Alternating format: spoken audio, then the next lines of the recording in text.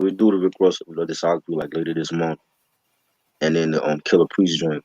But yeah, but it was I kept postponing. I was like, yo, I gotta do the Rick Ross joint because if I don't, then I was like, oh, why am I telling people I'm doing it? You know what I mean? But that's definitely coming this month. I just don't want to. I didn't want to do it today, yo. You know That what I'm makes saying? sense. Sometimes I be in the mood, and then I'll be like, nah, I'm gonna postpone it till next week or whatever. But definitely, Rick Ross joint is coming. So Gotcha. I don't hear nobody talk about his shit. So I'm definitely gonna do that. Gotcha. You know what I Gotcha. mean? But yeah, I just had that idea. I was like, you know how we having ideas just be coming to me. I'm like, yo, let's do the sophomore group albums because that one makes more sense. Being that a lot of the second albums from a lot of these groups are classic, and a lot of people hold them in high regard. So I'm like, that's a better idea than the debut ones or whatever. Because I didn't some of those group debut albums they were good, but I didn't. They're not my favorite. Like Tribe first album was Yeah. good, but it's not my favorite Tribe album.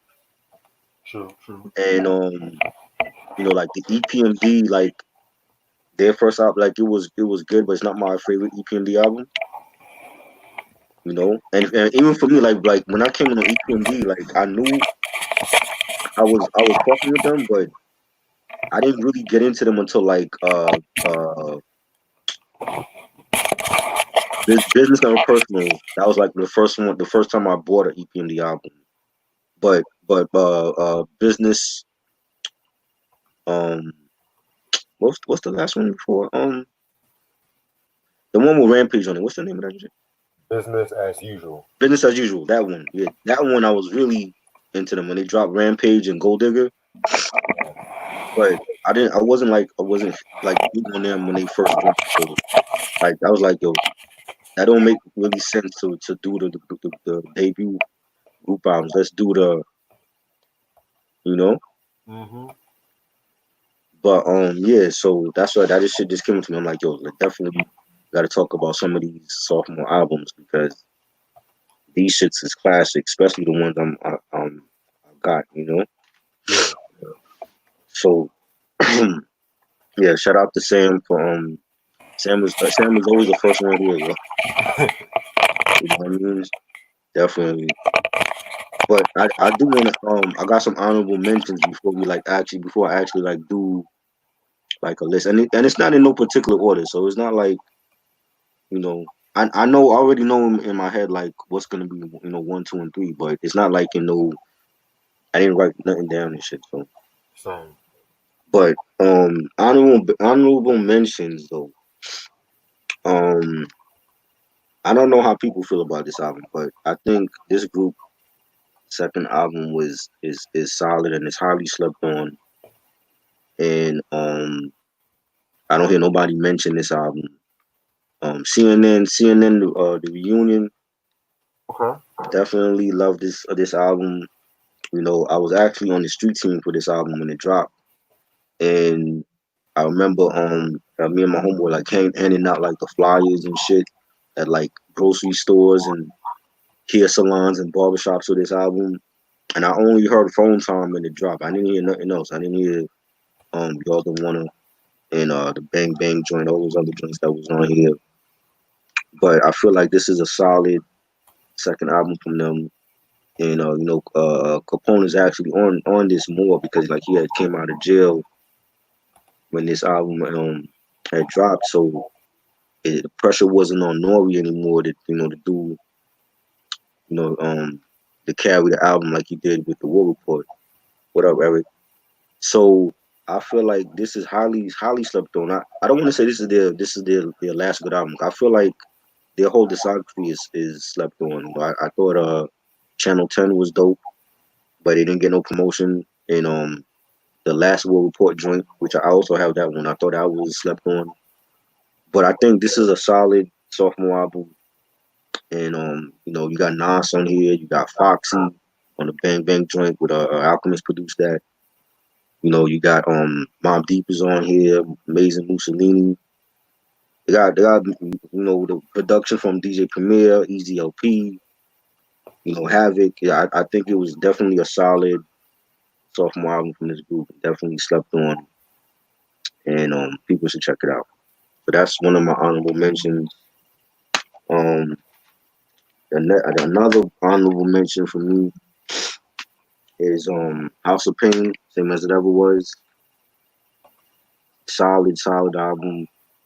I love their first album. I think this one is just as good, if not better. Got Diamond D doing production on here, and Muggs and Lethal, and and On Point. That everybody know that song. That was like the first single off of this album. And you got joints like Who's the Man? That was from the movie and the soundtrack.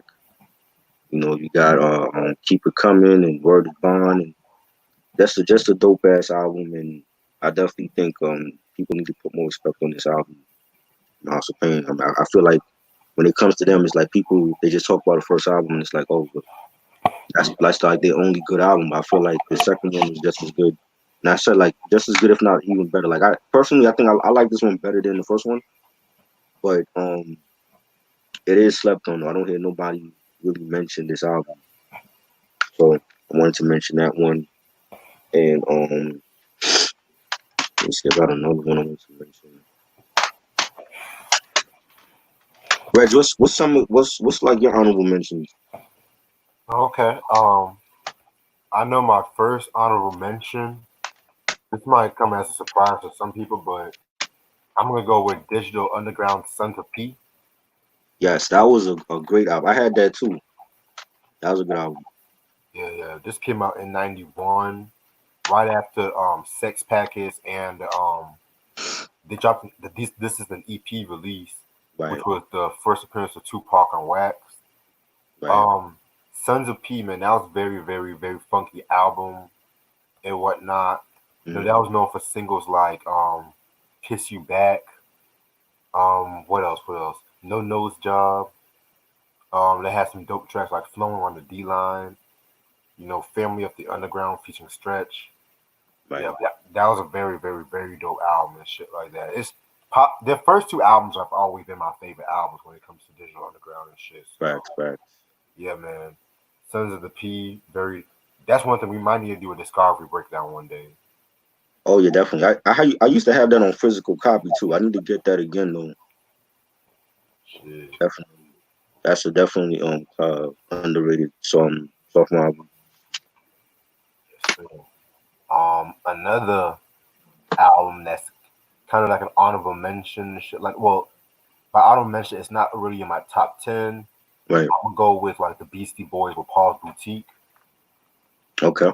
Very, very, very dope album. To me, this album and Check Your Head are my favorite albums from the Beastie Boys. Right. Y'all should know the story about how they left Def Jam Records, over money issues and like a hella issues and shit. So Mm, they signed with Capitol Records, hooked up with the Dust Brothers, and yeah, they came up with this album right here. Commercially, it was not touching License to Ill, but at the same time, I always feel like this album was a lot more better in my opinion. Like yeah. Sounds of Science, I love that track. Hey Ladies, Looking Down the Barrel of the Gun. Then they have that fucking medley, the B Boy Bully Bessie. I don't know how to say that. Um, yeah, man, this is a very, very, very dope album and shit like that.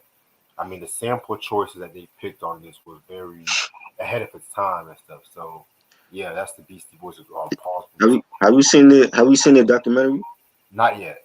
on the app on Apple TV? They talked about that album like after the success of the first one, and then Hmm. they went to I think they had broken up or something like it might have been either before or after Paul's Boutique. They had broken up and they took like a 6 year hiatus or some shit. And they talked about doing that album and how it was a failure, and they had to regroup and do check the head, and that was a great documentary. And they actually filmed it in Brooklyn, so they filmed it like where I used to live at growing up, over in Flatbush. Yeah, definitely. Because, that originally I was planning on seeing that in theaters, Mhm. and, the whole COVID-19 shit. So, Was it supposed to be released in theaters? Yeah, Oh, I didn't know that. But I remember seeing the commercial for Apple TV and I watched it on there. I didn't know it was supposed to be in theaters. yeah, but I'm definitely gonna watch it one day. I'm probably gonna watch Jailbreak or some shit, 'cause I don't have Yeah. Apple. You, So you yeah, use those apps I gave you, yo. They have it on it. yeah, I know. You know what I mean? But yeah, that was a great documentary and them breaking down like the albums that really define their career, like the first one and Paul and Check Your Head and Ill Communication. Those are like the ones that really defined their career. So they talked a lot about those. That was a great documentary.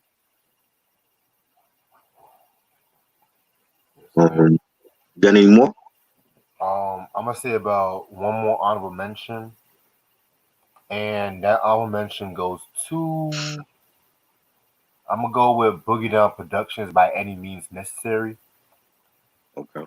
Yeah, this was a very dope album. A lot of people, I know a lot of people want to say, oh, this was technically Curious one album, but pretty much, he had Kenny Parker helping him out. Right. Yeah, Kenny Parker helping him out and shit like that too. Well, Mm-hmm. wait, hold on. Did this album have Kenny Parker? No, I think it was the next album that had Kenny Parker, but still, like, he carried on like the Boogie Down Productions name because Right. just as a tribute to Scott LaVox, then Kenny Parker, and he put D Nice Moore on the next album and shit like that. But yeah, this was a very dope album, very revolutionary album. As it's talked about conscious hip hop. You have tracks like "Stop the Violence," love that track. Um, I'm Still Number One, where he was going after like Melly Mel. The Mm-hmm. title "My Philosophy," very dope track. The Jimmy track, which Puffy used that chorus and shit like that. Yeah, man, definitely a very dope album. I love this album and shit. Do I like this more than Criminal Minded? Uh, yes and no. I mean, I like the hardness of Criminal Minded more, but at the same time, Kara's one really grew as an MC and as a producer with this track, with this album too. So yeah, that's my other honorable mention. All right, I got two more. This album when this dropped in '06, this was like a surprise. I didn't realize how good it was gonna be. I think it's a classic. I think it's better than the first album to me, in my opinion. I don't know how people feel about that, but the Clips, Don't Have No Fury, Dope love album. this album. I still say even now in 2020, like the beats that Pharrell and Chad gave to the Clips on this album is like the hardest shit ever, in my opinion. Like the first album was dope, and it had commercial joints, but this album was like their street album. I mean, you had joints like Keys Open Doors and Hello New World. That's like my favorite track on here. And they had the Wamp Wamp joint with Slim Thug. Definitely a classic album, highly underrated. I hear nobody talk about this album, and I almost put this on the list. Like this was honorable mention, but this can easily be top 5 or top 10. And I bumped this album a lot in '06. Like this is one of those joints that I copped as soon as it came out, and I didn't really expect it to be this great. And it was a surprise, and I think it's a great album. I think it's a classic album. Chinese New Year, yeah, definitely a fire track, and yeah, I want to say like this is like their last good. I mean, the third album was okay, but this one is definitely their classic album. The first one, like I said, is great, but this is better to me than the first one, and I definitely had to mention that on this episode. And the second album from this other group from Brooklyn, Gangstar, Step in the Arena. Like Ooh, this album, it's not my favorite Gangstar album, but I think it is better than their first album. I remember a lot of these joints, like Love Sick, that video they played a lot on Rap City back in the day. And Step into Arena, of course, and Here Today Gone Tomorrow. I think Premier actually sampled that for an MLP track, if I'm not mistaken. And just to get a rep. This was definitely a better album than the first one. I didn't care for their first album, but definitely a better album than the first one, and I definitely like it. Like I said, I don't think it's a classic, but I definitely feel like it's a better album than their first album. And Yeah, I feel you on that. huh? I feel you about that. Trust me. All right, number ten for me is Little Brother the Menstrual Show. Great album. Again, this is another album where I felt like it was better than their first album. I know people love the listening. It was okay to me. I don't think it's a classic. I think it was okay. But this one definitely they stepped it up. Not the one that stepped up is production on here.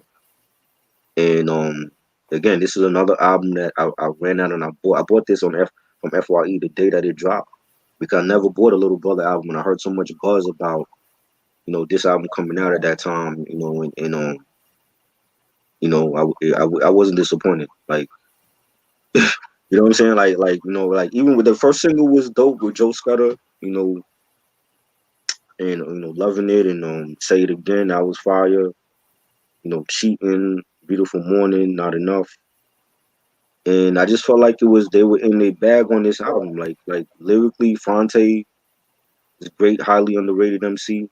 Rapper Pooh did his thing on this album, and I just felt like it was a way better album than listening. And you know, that's another album that I hear people mention once in the blue, but not often compared to their first album. I feel like this one is a better album than the first one. But that's my number 10. What's your number 10? All right. Well, you know me, I like to go by like chronological order and shit like that. So Right. I'm gonna start off my number with De La Soul is Dead. Okay. I had that Yeah, on the list too. Della. yeah, man. Like this album right here is so fucking dope. Like the best album sequence wise, in my opinion. In my Yeah. opinion, like this was came 2 years after Peaceful Power Rising. You know, they wanted to like did not want to be stuck up in that whole Right. hippie flower, excuse me, flower power ordeal and shit. Where do I even begin? Roller skating jam called roller skating jam named Saturdays. I love that track. Like Right. um, Afro connections at a high five and eyes of the hoodlum. Like they were going after gangster rap. Right. Oldest of old. That's probably my top five De La Soul Love songs. that song. They even did like the Hey Love, talking about Hey Love, where they use a Stevie Wonder sample and shit. Right. Ring, ring, ring, ha ha hey. Love that track. That beat, man, so fucking funky. Yes. Of course, Pass the Plug, man. Love that track. Like, Fire. and the skits too was very like this is probably like one of the best albums skit wise for De La Soul too Mm-hmm. and shit too because it just all ties everything together and shit like that. Right. Um, very, very, very dope album and stuff like that. This is like my second favorite De La Soul album, right behind Stakes is High and shit. So yeah, man, very, very dope album. And shit. I love this album. That album went over my head, yo. Like I used to play that. I'm like, that's when Dilla was real like in a complex bag and shit lyrically. Yeah, I that like the production. The production at that time for me was carried the album because I didn't know what the hell they were saying back then, but they have some great songs on there, man. And the skits, like you said, like wasn't Drez a part of those skits? yeah, Dress was a part of those skits, and he also appeared on the song "Fanatic of the B Word." That's right. That's right. That bass, but that's the joint they on the chorus talking about come on, let's do the baseball or something like that. I believe so. Yeah, that was a dope joint. That was a dope joint. Definitely that was on my list too, but I need to get that on physical. I had that on cassette back in the day though. But yeah, we at number 9. Yeah, we had number 9. All right, number 9 for me is Naughty by Nature, 1993. Love this album. It is a classic. I love Power's Paradise. This is a classic as well. You got one of the best hip hop songs of all time with Hip Hop Parade. That's like the hip hop anthem as far as I'm concerned. You know, and they dropped all the right singles, written on your kitten, and it's on. This is a great album. Great album. Production and KG was gritty. It was hard. Banging, still banging to every day. You know, we got joints like Hot Potato with Bumpy Knuckles, aka Freddie Fox. You know, and The Hood Comes First. That was one of my favorite joints on it. That was like the B side to Hip Hop Parade. And Ready for Them with the late great Heavy D. Just a fire album. Again, like, this is an album I don't hear people talk about. They always mention Poverty's Paradise. They didn't talk about this one. Definitely a great album, and I had to include this on my list. What up, Ashley? Man, What's your number nine? my number nine, NWA's Niggas for Life. In Dope. my opinion, this is NWA's best album, Niggas for Life. Um, One thing I loved about this album, this was after Ice Cube left. You had DOC and Ren pretty much writing majority of the tracks and shit like that. Right, Um, they have classic tracks like Always Into Something, Appetite for Destruction, Niggas for Life, Approach to Danger, The Days of Way Back, which I don't know who did it post. Somebody, one of my Instagram fans, pretty much did a post on Instagram highlighting the song, and I was like, that's like one of the most underrated NWA tracks because no one never talks about right. the days of way back. Just the way they put that sample and shit. Yeah, man, like one less bitch, man. Like very fucked up song, I admit, but the beat, the fact that they flipped a very white song, but that subject matter was very interesting. Right, Um, and a lot of people don't know this about Niggas for Life, but this was like the first hardcore rap album, gangster rap album to climb up to number one on the Billboard 200 and some shit like that. You know what I'm saying? So that was really saying something about NWA. And I know there's everybody that says, "Oh, Straight Outta Compton was the best album." Yeah, I'm not going to deny Straight Outta Compton is influential. It deserves all the accolades it gets, but Niggas for Life itself was like one of those albums that fucking dark. Like you just feel the anger going on. Like I'm not into misogyny and stuff like that, but what they were going through at that time. You can't really get mad at what they were going through at the time. And mind you, this was around the time when Dr. Dre was getting a lot of flack for the whole D Barnes incident, right. and y'all should know the story behind like TRB, the white rapper that was signed to this records and shit. It's crazy. He's going through a fucking divorce right now. Nigga didn't even have no fucking prenup and shit. Oh shit. But that's another story for a different day. That's not denying Dre's legacy, musical legacy. Um, Niggas for Life. And like one more thing I want to say about the album, like production wise, this is where Dre really found his sound. Production wise, like him and Yella did their thing with the Right. beats and shit. Like, oh my fucking god. Like never have I heard a hip hop album so clean and crisp before and shit like that. Just the way the synthesizers were used. Like this is the Dr. Dre that I fucked with. Like Mm, anything after 2001, 2002. Wait, actually scratch that. Everything after Get Rich or Die Trying, I'm kind of iffy about. right. Yeah. Yeah, he didn't really. No, he did joints on. Did he do joints on Massacre? He He did a didn't do few the whole songs on album on Massacre, Massacre. He yeah. did. Yeah, like he didn't do the whole album on Massacre like he did with the first one. Eric said his number nine is Crime Mob, the debut album from Crime Mob.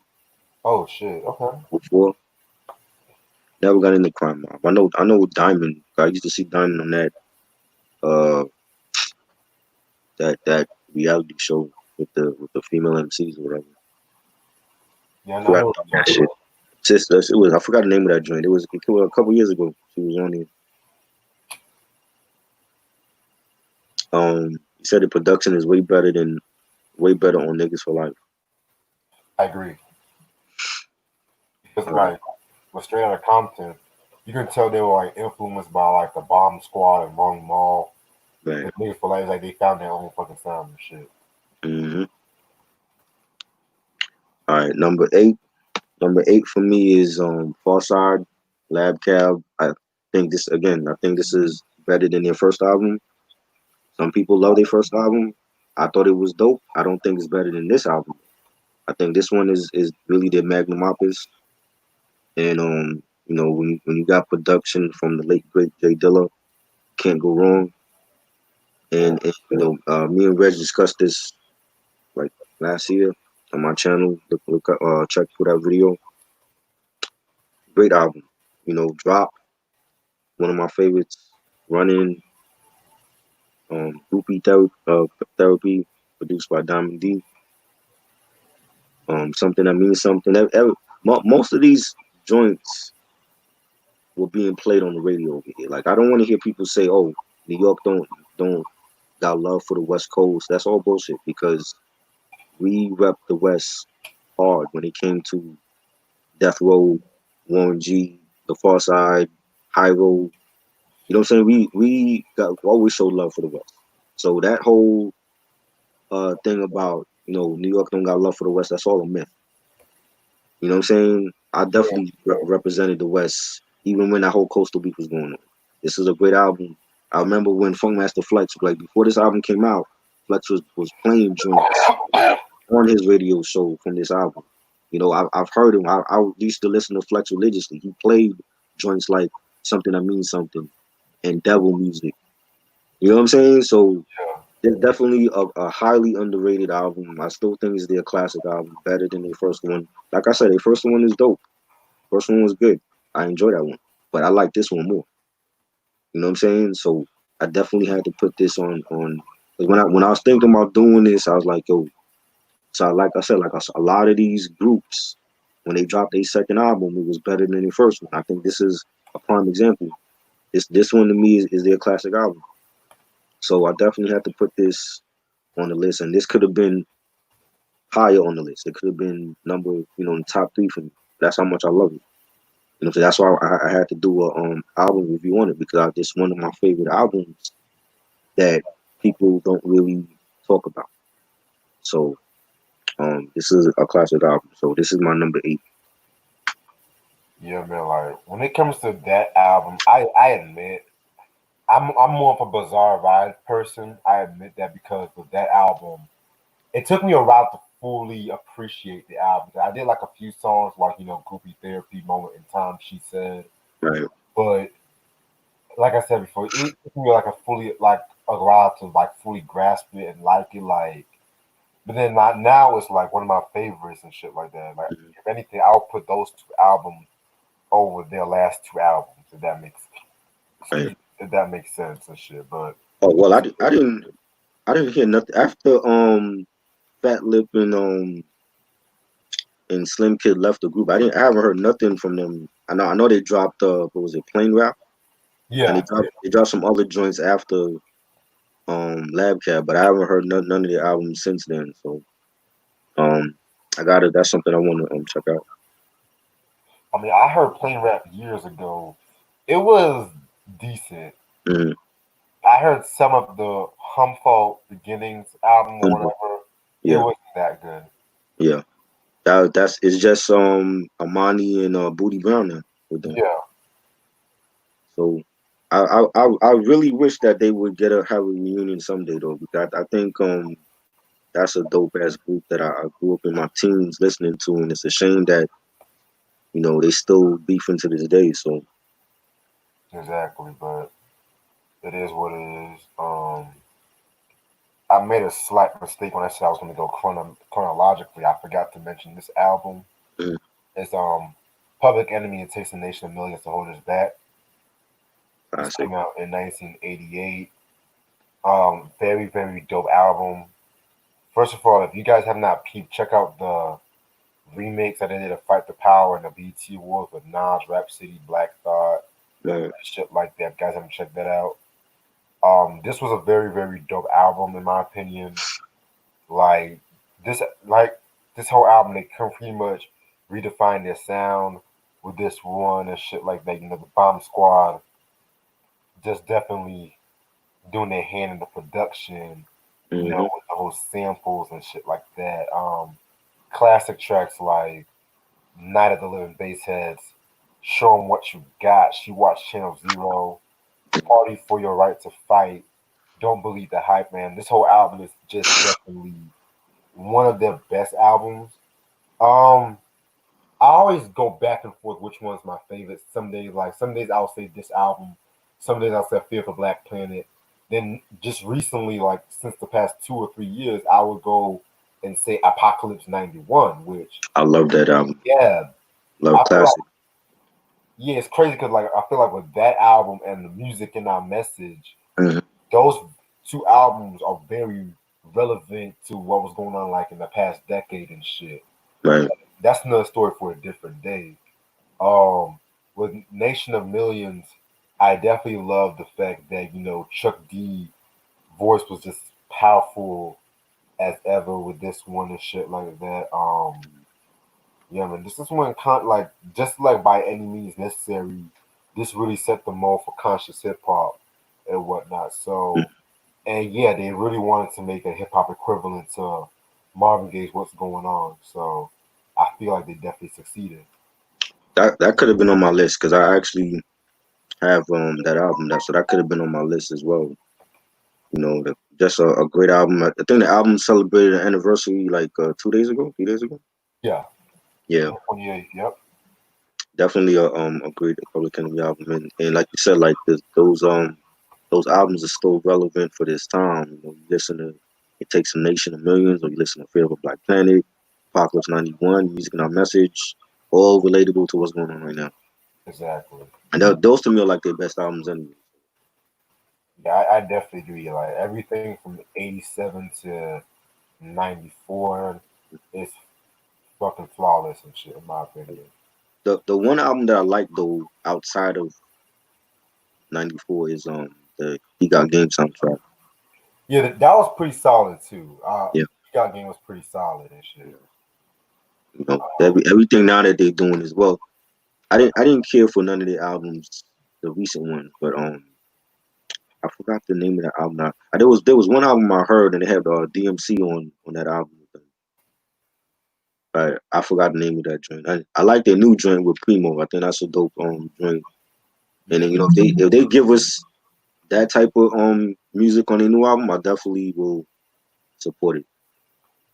yeah. I'm gonna say this one more thing before I move on. It's kind of crazy now that Public Enemy, like a lot of people now fucking with Public Enemy now Right. in this day and age and shit like that. You know what I'm saying? But because I was just on a website and it's crazy because they had that Public Enemy song Primo as like one of the top five listenable tracks. I was just when have you ever seen like a Public Enemy track Hmm. that high?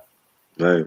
But when have we seen or heard Public Enemy do anything with Primo? That's like a groundbreaking track right there. Exactly. That's like years Yeah, making. that should have been happening.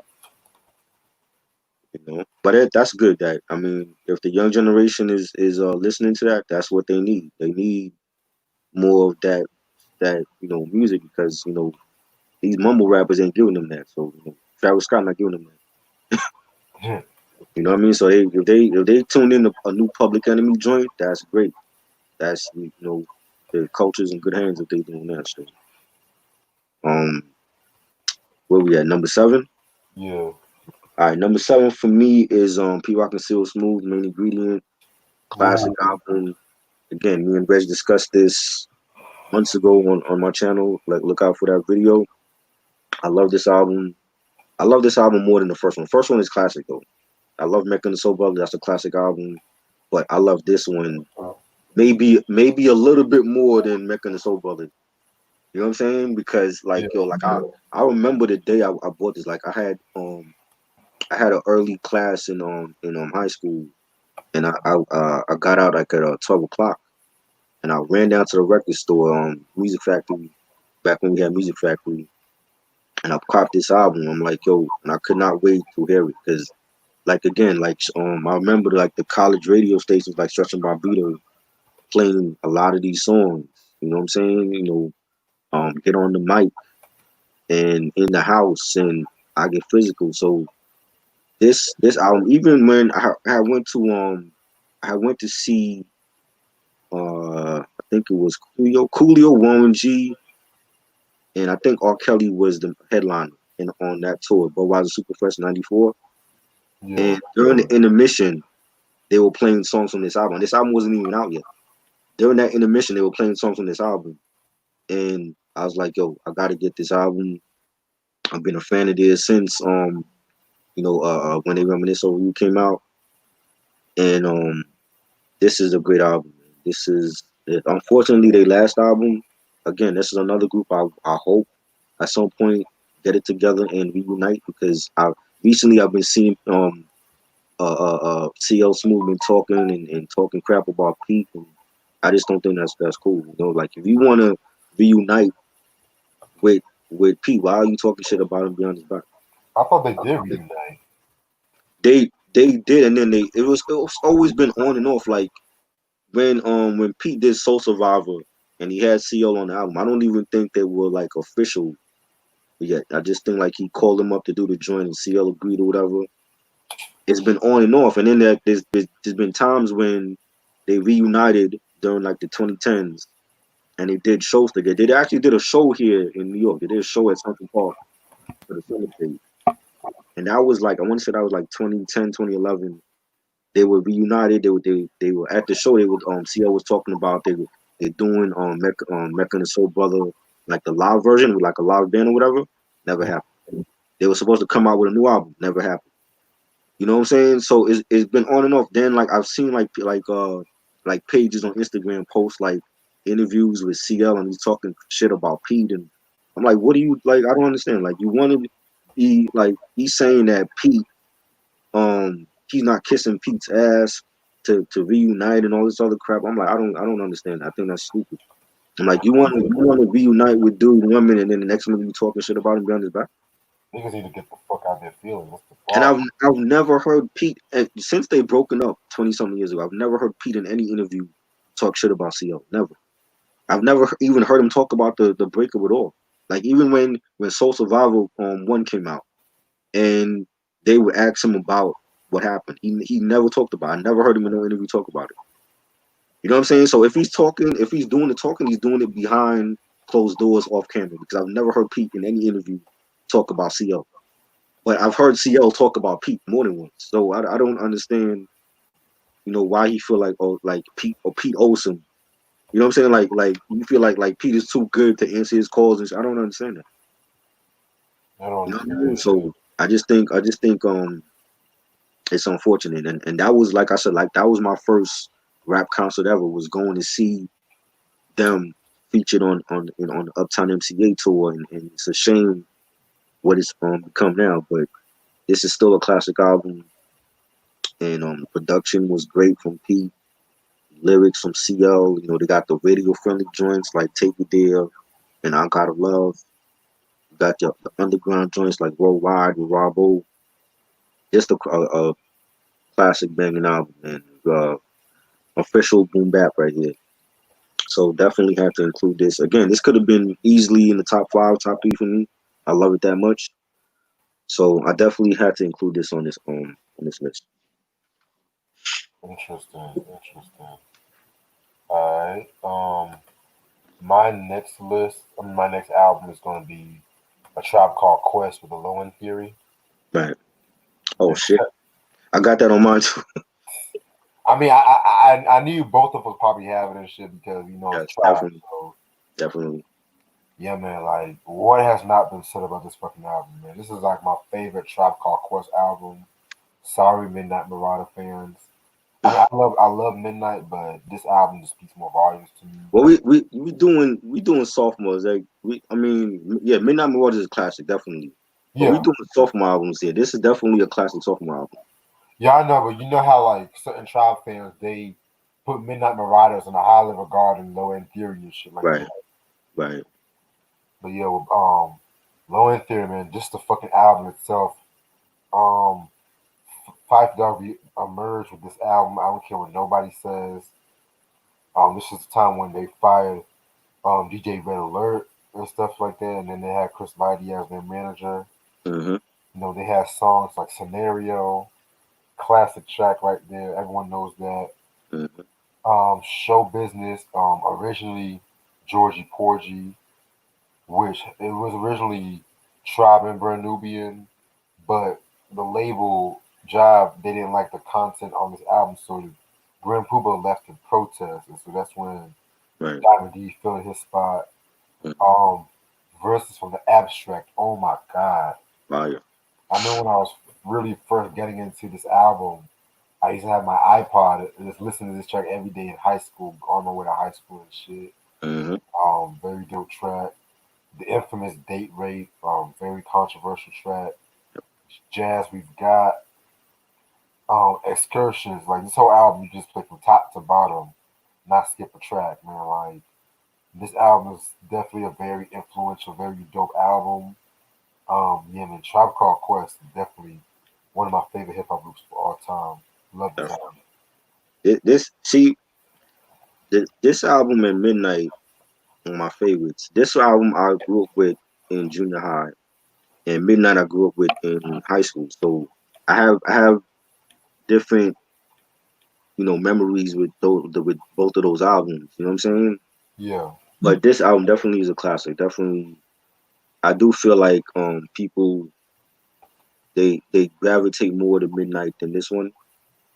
You know what I'm saying? And it wasn't like that before Midnight came out. Like when this one was out, like everybody enjoyed this album.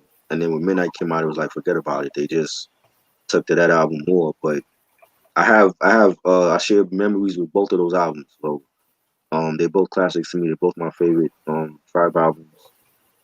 So I definitely agree with you. It's a great album, still banging.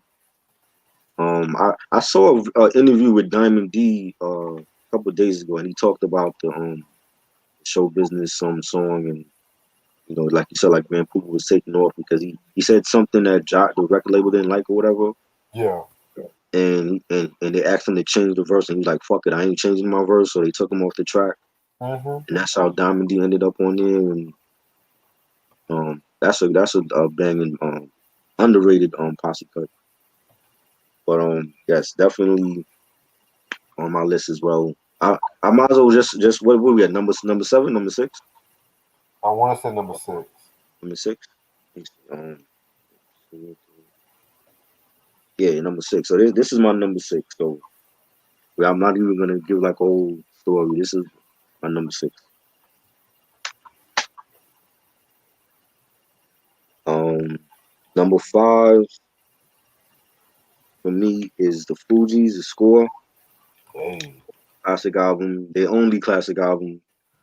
We all know the story with the first one. That was trash. I actually had that album and I threw it away because it was that bad. Don't like it. I don't ever plan on getting that first album ever again. This is definitely their only good album. Unfortunate that they broke up before we could see a third album, but man, this album is great. How many mics and Fuji Live, Zealots, Killing Me Softly, of course, that rendition of Roberta Flack's song. And I saw the Fugees. The only time I saw the Fugees was in 1996, and they put on a great show. And that's the only time I've ever seen them. I have never seen Wyclef or Lauryn Hill solo, but this is a classic album. Production was great. Wyclef and Joey Wonder, Diamond D. Speaking of him, he actually did the title track, the score for this album. Solid cut, and this is a Find My classic. Yeah, man. That's definitely one of my. Yeah, of course, that's one of my favorite Fuji's albums and shit. Like, so after Love and Fury, I'm gonna go with Organized Confusion, Stress, the Extinction Agenda. Nice. Yeah, man, this album right here is definitely a very, very, very classic album. Is that's their second album? Yep. I didn't know that. I always thought the Stress album was their first one. No, the first one was the self-titled joint. Okay. Yeah, this album they were going through like a lot of tragedy around this time. Phil Monch's father died, which explains why the album was like a lot more darker than the first one. Right. Um, you had songs like "Stress," like that track right there, man, is Hmm. so fucking dope, man. I love Hmm. that track. And then Bring It the Extra On, P remix for that too. yes. That was Mhm. fire. Bring It On, man. Yes, That should have been a single as well too. definitely. I used to hear that a lot. That I thought that was a B side. It was a B side. It was okay. None of the mention. Yeah, it was a B side. Yeah. Why? Definitely a very dope Oh track. yeah. Black Sunday, Oh yeah. Less Organized with OC and Q-Tip. Straight Bullet. Like this whole track, this whole album right here is very dope. Came out in '94. Hmm. Um, yeah, a lot of people say this is like an underground classic and shit. You know what I'm saying? Like this whole album, and it's funny. It's funny too because they drop albums like every 3 years. Because the first album came out in '91. This Hmm. came out in '94. Then the last album, Equinox, came out in '97 and Right. shit too. So Yeah. yeah, man, very dope album. Shout out to John Dixon for sending that to me because he had an extra copy and he sent that to me like I think it was last year, year before last. So shout out to him for that. I love that album cover. It's like a classic album cover with the illustration and everything. Hmm. Oh shit, I Definitely. forgot. A little trivia. Mhm. The dude who did the album cover, he ended up committing suicide too. Oh shit. Really? Why? I have no idea. That's crazy. Wow. But yeah, that's a great album cover, man. I used to stare at that album cover a lot because there's like so much going on in the picture and everything. But it reminds me of those old soul and jazz covers back like Right, 60s and 70s and shit. right. Yeah, definitely, definitely. That's something I could easily see like Curtis Mayfield or Sly using for one of their albums back then. I agree. You know, um, number four for me is Cypress Soul Black Sunday. Love this album. I think for the first three Cypress albums are classic. I know people love Temples of Boom a lot. I love Temples of Boom. I love the first one. I think the first one doesn't get enough love. I This agree. one definitely is a classic though. Like I played this the most in 1993. This was like my go-to album out of any album that dropped in '93, other than Doggy Style. Um, this is my go-to album, especially summer '93. Like I played this every day, wore out the CD. You know, I think it just has a different sound from the first one, and even from Temple. Temples is more dark. That's more like a horrorcore album. And this album, they incorporated like a lot of like alternative rock. You know what I'm saying? They had that huge following from going on tour and on Lollapalooza and all that. And, Yeah. it just has a different sound to this album that really opened up my taste to groups like Nirvana and Sonic Youth and all that. So um, I think it's a groundbreaking album, and Insane in the Brain, and I want to get high, hits on the bong. Just a classic album, man. I love it. I think Muggs is like top five all time. Beat makers still doing this thing now. You know, Cypress is in my top five when it comes to groups of all time. Like, I love them that much, and yeah, man, this is a classic album. I definitely love this. One of the best sophomore albums for rap groups ever. So that's my number four. Okay, okay. That's a very dope pick. Very dope pick. Yeah, I agree. Eric. The four album is good. Four album is underrated. That's a good album. I don't consider it a classic. It's a solid album, but I think their first three are classic, in my opinion. I gotta re-listen to the full album. I haven't listened to that shit in Yeah, years. That was dope. That was a dope album. Now we're gonna go with the infamous. Yeah, this album right here is definitely one of my favorite hip hop albums. Could be come out like from Queensbridge. Mob Deep definitely did their thing with this album right here. A huge improvement over their debut, Juvenile Hell. Which Mm, I thought it was a good album. right, I really thought it was a very underrated album. But still, this whole album right here is definitely a very, very, very 360. Like Q-Tip definitely did his thing. With some of the beats and with mentoring Havoc and shit like right, that. right, Yeah, songs. Just the intro song, the start of your ending. Like, come on, like just the beginning of that track alone is just sends you chills.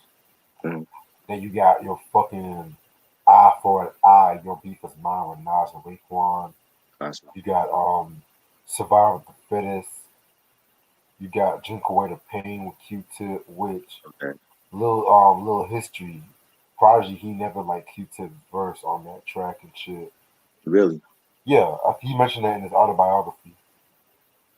I think that's one of the most clever um Tip verses ever. I like the way he incorporated the '90s fashion labels like Tommy and Donna Cameron. Like that's genius to me. Yeah, yeah, that was the point because he felt like it didn't really have anything to do with the song and shit like that. Right. Yeah, I do agree. I do agree with that point. True. But people, that's why people remember it because of that Q-Tip on verse. True, true. You know what I mean, Right, man. Temperatures rising. Oh my god, I love that track. Like just the way like Tip had them fucking drums and shit like that. right? Oh man, like yeah, I definitely have to do a review on his album when I come back from the Oh, break yeah, and shit because sure, sure. I know a lot of people have been saying I gotta talk about HNIC, which I'm just Yes, gonna like I said when I come back from the break, I got y'all on that album. yes, Cause I'm gonna definitely talk about the Mobb Deep albums first and shit. So yeah. yeah, man. But yeah, the infamous, of course, Shook Ones Part Two. Like, need I say more? Hmm. I mean, yeah, very dope album, classic. Definitely, definitely love that album. My number three is Outkast, AT Aliens. Oh shit. Love this album. Love this album. The artwork alone is classic. You know what I'm saying? The way that they did the booklet with the comic book and everything, and the whole concept of the album is dope. I like that whole AT Aliens concept and production from Organized Noise. The lyrics, Andre was in his bag on this album. Listen to Over the Woods. That's like one of his finest verses, in my opinion. And Wheels of Steel and Elevators. I love this whole album. Again, like this album, like New York supported the South as well. Like when people remember what Andre said at the Source Awards, and the South got something to say, and they felt like they wasn't getting their respect, but we supported them. Like I know, like there's a lot of Southern artists that we didn't rock with.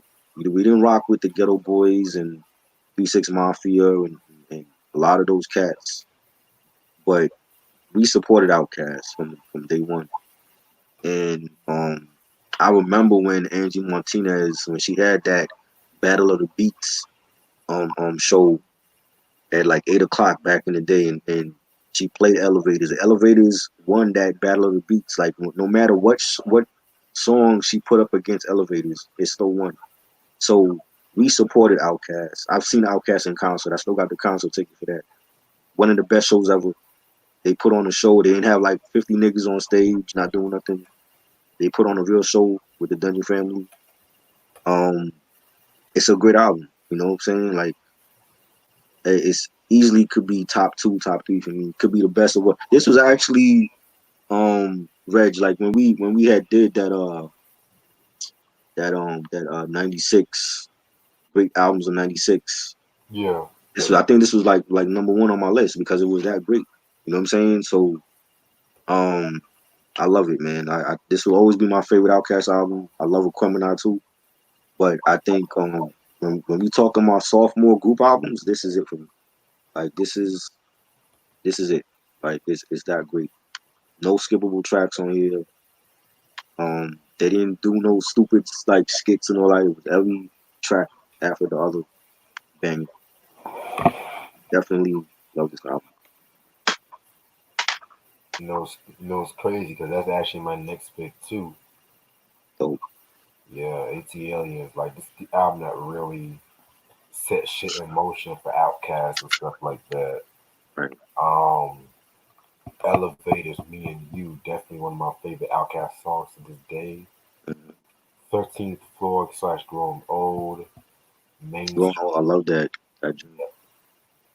Babylon. Like this whole album definitely has like a very atmospheric feel to it. Mm-hmm. Just Jazzy Bell. Oh, I shit, man. See, I like the remix with Babyface on that. Oh yeah, the remix is dope too. Yeah. Yeah, but this album right here definitely sets shit in motion. One of my favorite albums. Um, my number two, Reg mentioned it already. Infamous. You ain't got to get into it. You already know the story with this album. Classic. Rest in peace, Prodigy. Love the production. The songs give you up the goods and drink with the pain. Eye for an eye. Classic album. Definitely had to, way better. This is another one like the Fugees. Way better. The second album better than the first one. Juvenile Hell was okay. I don't uh I don't enjoy it that much like I do like with the Infamous or Hell on Earth or Murder Music, but this one this is it for them. They definitely bounced back nicely after their first album with this album and classic. You gotta have this in your collection. Yes, sir. Yes, sir. All right, I'm gonna go with Wu Tang Forever for my next one. Oh shit. Yes, sir. I got that. Yeah, Wu Tang Forever. Where do I even begin with this project? In my opinion, the best double album in hip hop history. Yes. Like who RZA, everybody just stepped their game up with this album right here. As Yep. high as Wu Tang gets, Yes. A Better Tomorrow, Definitely. Triumph, Fire. City, the Fire. MGM, Maria, like fucking dope album. Like this was like their most successful album and stuff like that, you know. Oh yeah. Um, yeah, man, this whole album is just definitely like set the standard. Like the production itself really broke down barriers. That's the way RZA took them soul samples and what's his name? Like it influenced hella cats like Kanye West in general. Right. You know what I'm saying? So definitely one of my favorite hip hop albums. Like this is actually maybe my second favorite Wu album because nothing's topping the first one in my opinion. I love both of them. They're definitely my favorite double album of all time. Definitely, like I love All the War, Life After Death, All Eyes on Me, Dipset album, but this definitely is my favorite double album of all time. You know what I'm saying? I don't. They were just RZA was just on a different planet when he did the production on here, man. Like it's you could tell the like Illmatic, how Illmatic was real grimy and street, and then when we get to it was written, it was more of a polished sound. That's Yeah, how I feel about this album. It was more polished compared to Into the 36. And I remember hearing back in the day that they had recorded this album at a mansion that was used for like porn or some shit. oh wow. Supposedly, I don't know how true that is. Like they used to film porn at the mansion that they were at when they recorded this in California or whatever. But definitely a great album. Everybody did their thing on here. I'm glad that they incorporated street life more on some of the songs with this album, even though he wasn't part of the main nine members. But Street Life did his thing, and You God did his thing more because he was locked up when 36 Chambers came out. He did his thing on here. Black Shampoo, I still love that track. I still think it's a banging track.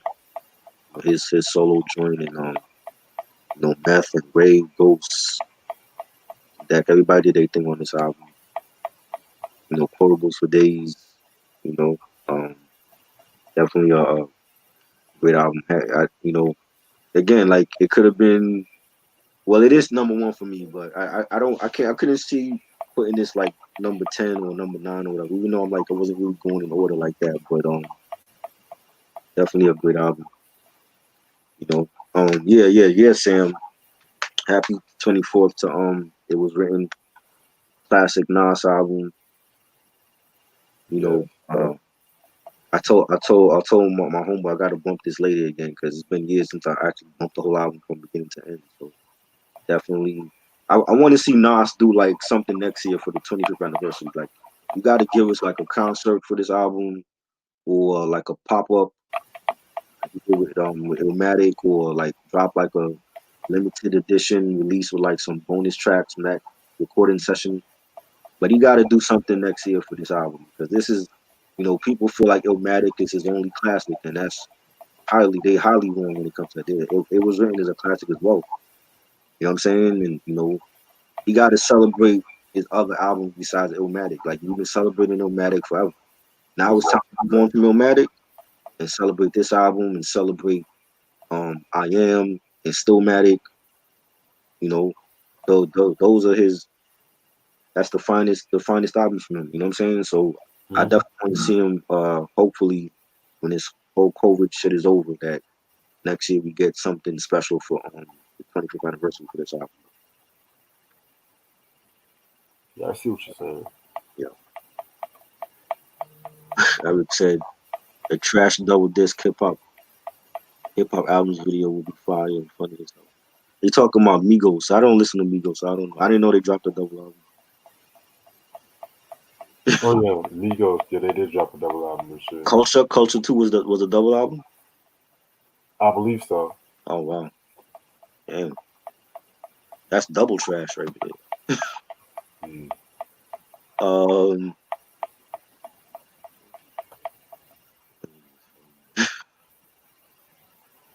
Eric said that hit it from the back video. There was some thick girls. Yeah, I remember that drink. They didn't play that a lot though. Like, I used to see hit it from the back on like the public access video shows. I didn't see that on like Rap City or MTV. Wait, which song hit it from the back? The joint from Juvenile Health from Mobb Deep. Oh. Yeah, that video I never seen that like being played on Rap City or MTV Raps. They play that like on Bobby Simmons flavor videos and shit. Oh wow. You'd have to like call up the box and order it. Like, I never seen it like on a major station. True. Um, yeah, you definitely got to do something. I mean, I remember like even last year when I went to the pop up celebration for Illmatic, they were talking about that. Like, he got to celebrate his other albums now because people feel like he just got one classic, and that's not the case. It's time for him to like celebrate It Was Written and I Am and Stillmatic. Those are like your best albums. Even Godson was solid. I want to see him celebrate that. You know Yeah, what I'm saying? It can't Godson just is underrated. Yeah, it can't just be. I mean, what, he still gonna be celebrating Illmatic when it's like 50? Like, it can't just be about Illmatic and then you ignoring your other album. You know what I'm saying? Like, if you want to ignore you want to ignore Nostradamus, that's cool. You want to ignore Untitled and Hip Hop Is Dead, I have no problem with that. 'Cause I don't care for those albums, but you Hey, can't ignore your other classic material. You know what I'm saying? why do niggas hate the Untitled album? That's what I want to figure out. I like the concept because I feel like there's very few MCs that can pull off that concept of the subject matter. But I don't like the production. I just think the production was bad.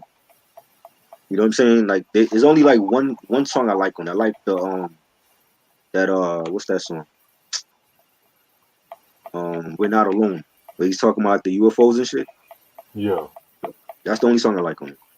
And I have that album. I just don't play it. Mm. But you know what I'm saying? But I mean, even if you want to celebrate his whole discography, that's cool. Because you don't really see people doing that. But I want him to celebrate. If he's gonna, do pop up shops and concerts and special edition releases, well, you have other classics besides Illmatic. You know what I'm saying? It's not like if he was Mace and we have one good album in Harlem World. Nas has more than one classic. He needs to be celebrating his other albums besides Illmatic. In my opinion, you know what I'm saying? So like for the people that love It Was Written more than Illmatic, they should be able to celebrate it. Like, do a concert and perform that whole album.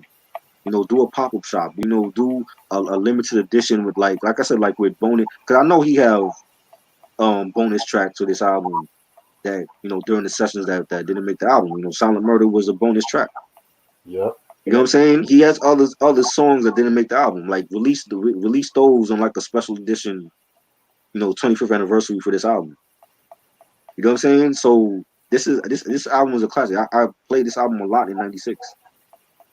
You know what I'm saying? So there's no reason why he can't celebrate that. This album and I Am, another underrated album. I love that. I think that's a near classic album, if not classic.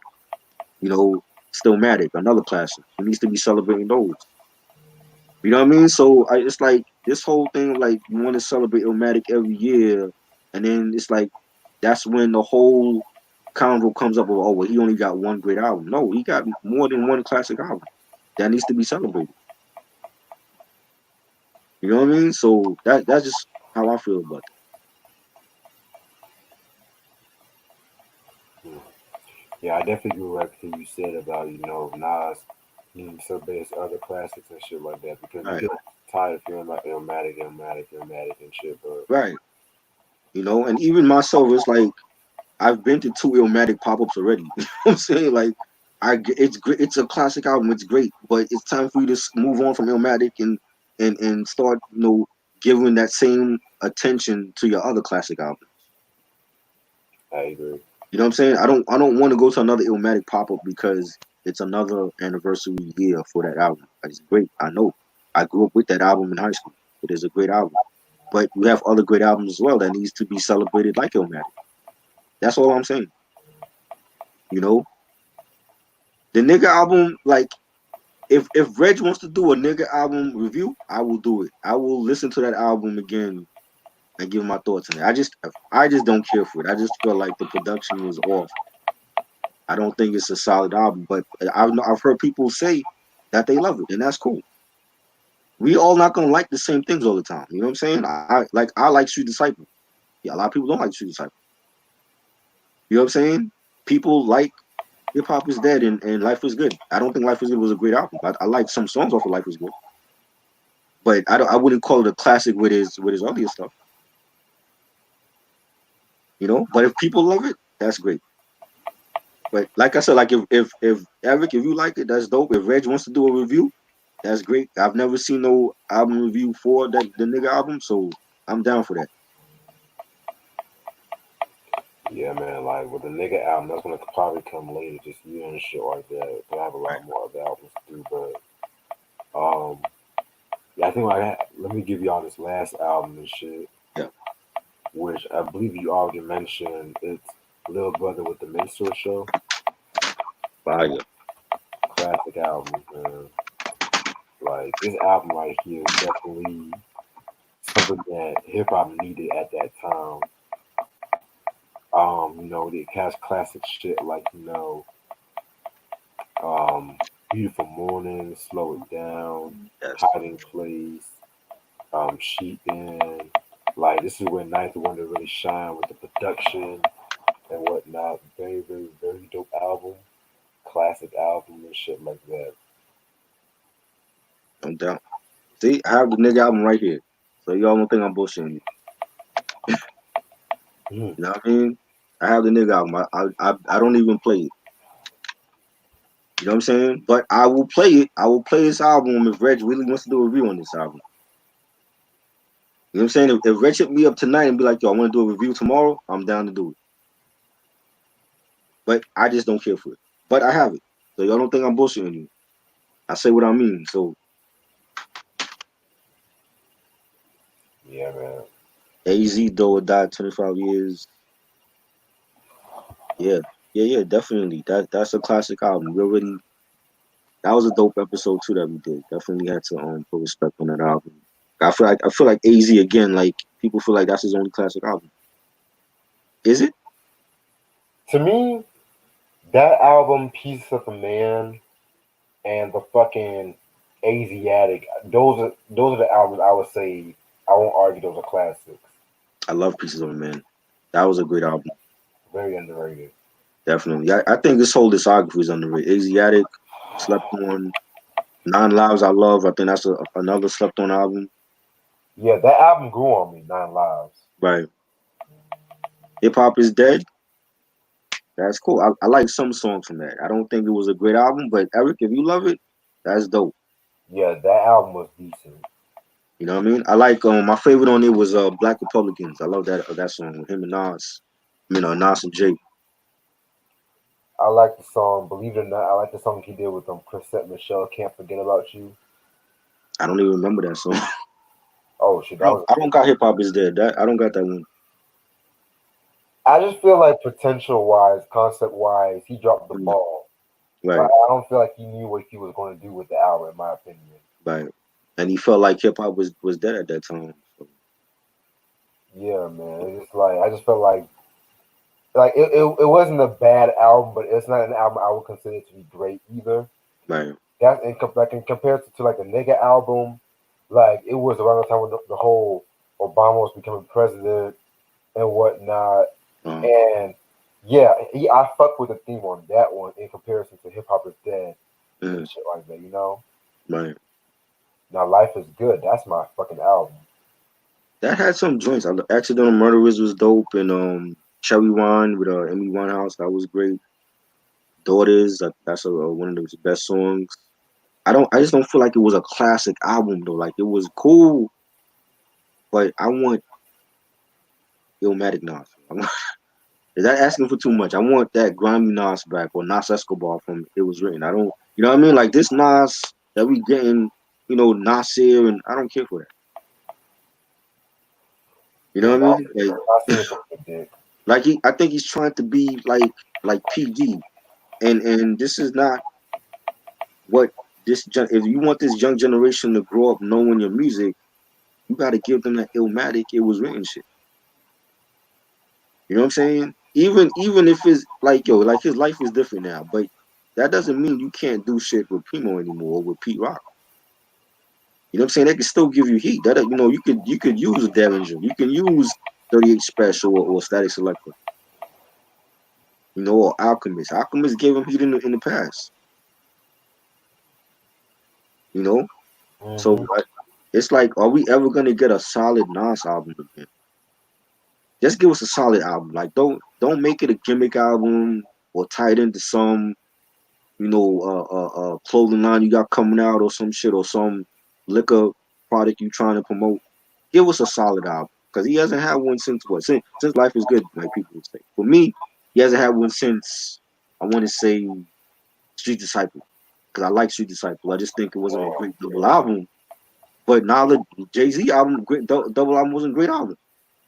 They both struck out when it came to double albums. But I like Street Disciple. But I mean, really, I could go back to like Godson is when like he really dropped a solid album that I really enjoyed. You know what I'm saying? But just give us that. Don't give us no album with Swiss beats or I don't want to all that shit he was talking about, like doing an album with Swizz and with RZA. I don't want to hear none of that shit. Because RZA fell off a long time ago. You know what I'm saying? So can we get a solid Nas album? That's the big question. You know, have we heard of Groove Theory? Yeah, we did an album review on the Groove Theory album. That was like last year sometime. Yeah, but a couple months ago. Yeah, always. That's a group that they should have stayed together and did more stuff too. That group has so much potential. Definitely. But when they get popular, the money come in and they got people in their ear and people talking crap. Leonardo DiCaprio says, "Stay and Trust on Life is Good" is my favorites. Okay. What do you say? He said, "Stay and Trust on Life is Good" are my favorites. My favorite track. Oh, yeah, Stay is my fucking shit. Was that the one? What's the one with Aaron Hall? That was the joint. Stay. No, that was on Bye Bye Baby. Bye Bye Baby. I like that joint because I remember seeing a video for that. That was a dope joint. Yeah, I also like the one joint he did with fucking Heavy D. I think Heavy D produced it. Don. Yes, yeah. Yeah, that was the first single. That was the first single. That was dope. Like Nas comes out with those first singles that get you. Made You Look, the Don, Nas is like those first singles usually like get you when it come out. Like those, I love those joints. Hell, like the first song on Nasir got me hooked. That not for the radio shit. Look, the cop was it cop shot the kid. No, I thought it was not for the radio. I thought that was the first track. That was the first single. I don't remember the first single from Nasir. Not the first track on the album. Oh, the first track. Oh, okay. I thought it was cop shot the kid or some shit. What, Not for real. whatever. I heard Nasir once. I didn't care for that album, so Yeah. I never thought he should have did a whole album with Kanye. I'm like, not Nas. Like Pusha T is one thing, not Nas. I need variety with Nas, not Kanye doing a whole album. For real, because when I heard that Daytona shit, I was like, okay, Nasir might get some heat, man. Listen Right. to that bullshit. Oh my fucking god. Come on, G. Leonardo said, when Nas changed his voice on that Streets Disciple song where he's rapping like a gangster from the 20s is probably his trashiest song. You talking about is that Sekou Story? No. He's talking about what's that song? I know the song he's talking about. I forgot the name of it though. You know my style? That joint? I forgot the name of the song, but I see what you're saying though. But I didn't think he changed his song he did change his voice up on that song though. But I forgot the name of it. But like I said, I thought Streets had some bangers though. It wasn't a great double album, but I think joints like Bridging the Gap and War and Thief's Theme. I think those are like some solid joints on it. But he had some shit on there like that joint he did with Buster, Suicide Bounce. That shit was horrible. Oh shit. That shit should have never been released. Like nah, I ain't feeling that shit at all. That's probably the worst song I ever heard Busta Rhymes on. But yeah, it wasn't a great double album. Eric said y'all getting that Prince Sign of the Times Deluxe. I ain't not getting that shit. That shit Hell is no, man. That shit's like fucking. his estate. It looked like his estate is gonna be releasing all of his albums and giving out these deluxe. I'm not doing that shit. Fuck that. Hey, Like it has to be a full. Even if it was a favorite album of mine, I'm not. Nah. low key, I'm good with just listening to the deluxe editions on Spotify. But Right. however, I am trying to get the Rainbow Children and that one night alone live. I am trying to get those in the future though. Right. But I've seen the price for that sign at the Is time. I'm like, hell no. is it the OG copies cost just as much, if not more, than the deluxe. So you're damned if you do, you're damned if you don't. Right. You know what I mean? I just like whatever Prince albums I got, that's what it is. I'm not paying like an arm and a leg for some deluxe Sign of the Times or Parade or whatever the fuck they want to do. I wonder if are they gonna re-release Love Sexy too? It looks like they re-releasing all of his albums in a deluxe package. They did it with 1999. They doing it with Sign of the Times. They re-released Chaos and Disorder, but there wasn't no deluxe like that. I mean that's an album that people probably don't even fuck with like that, and I like it. Yeah, Chaos has it. It was iffy, but I wonder what the unreleased shit from Love Sexy might be because I really hope that they add some original tracks from the original Wave album that was supposed to come out in '88. But you never know with these motherfuckers. I don't know. That's not even on my radar because I see what they doing already. You know what I mean? Um, Kanye's Law, yeah. I mean, Kanye got a new album dropping. It's called God's Country. That's coming out because he just dropped a new single that yesterday. It's called forgot the name of that shit. I already forgot the name of it. It's with Travis Scott. I saw the video. And like the video is like about the protesting and all that shit. But yeah, supposedly got a new album coming out. Oh, that's nice. Yeah. So I don't think it'll be great. Let me guess, he's gonna do this old gospel thing on his album. Oh, Leonardo, I like that name, Leonardo DiCaprio. I never seen this dude in here before. But you said my bad. The song I'm talking about is on Hip Hop Is Dead. It's called Who Killed It. Oh, I remember that one. Yeah, I didn't care for that one either. I don't remember that song at all. I remember certain songs from Hip Hop Is Dead. You know what I'm saying? Like yeah, like I'm cool with all this experimenting, but I don't want you singing. Like I don't want to hear Nas singing on the song like he's Drake and shit like that. You know,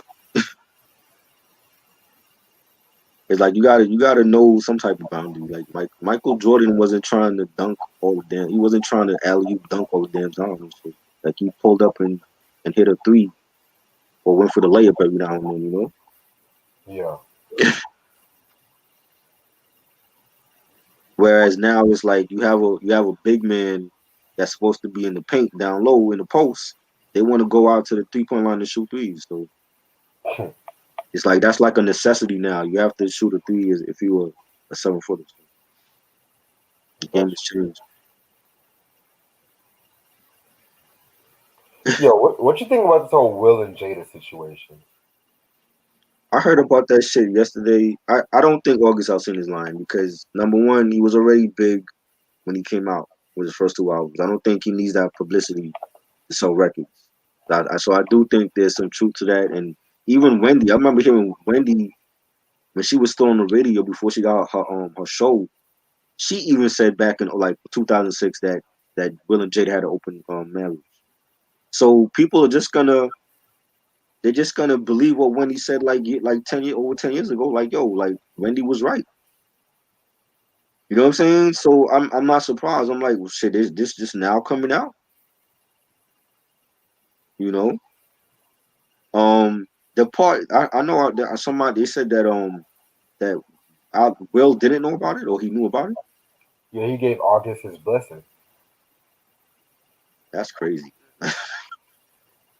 That's crazy.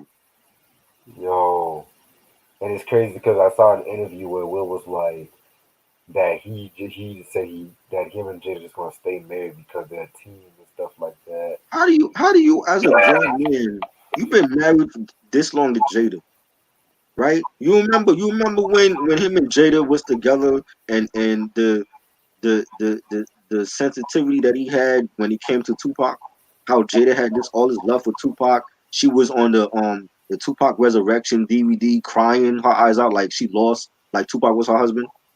Hmm.